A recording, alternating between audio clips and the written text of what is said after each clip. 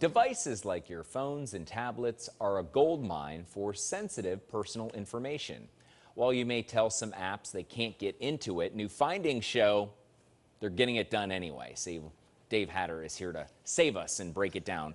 I mean, when you say you shouldn't be able to access personal information, how do they get over that? Yeah, sadly, Dan, I don't think people should be surprised. The way they get over it is they use what's known in the industry as side channel or covert channel attacks. They're basically working around the permissions. So most people know when you install an app, it asks for various permissions. Can it use the microphone? Can it know your location? All that sort of thing.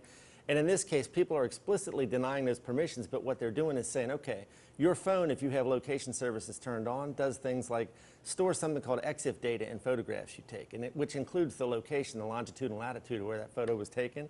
So they're reading those photos to get that kind of information. Or when you take your phone out somewhere and you connect to a Wi-Fi network, there's all kinds of IP address information, a MAC address, some kind of technical information it collects. Rather than being able to read those directly, they're going to things like information that's cached in the phone to get that information. So they're essentially kind of going around the normal channels and saying, even though I don't have the permissions, I know this information exists elsewhere, and that's how they're accessing it, unfortunately. So why is there not any regulation tying that down? That is a really good question, Dan. I was talking to a guy at the office the other day, Josh Reese, about this very thing, I don't think the government fully understands how quickly this technology is changing.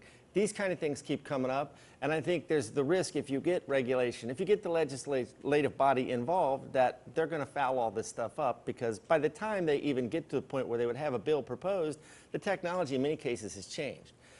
It's a really tricky problem.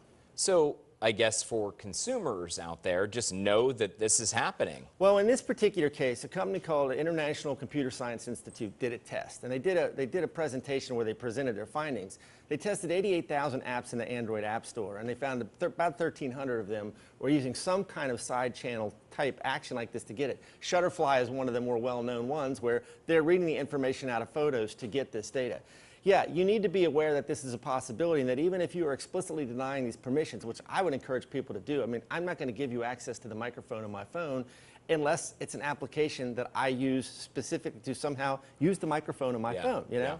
Yeah, you just need to be aware that this kind of thing is possible. Don't install apps you don't need. Uninstall apps you're not using.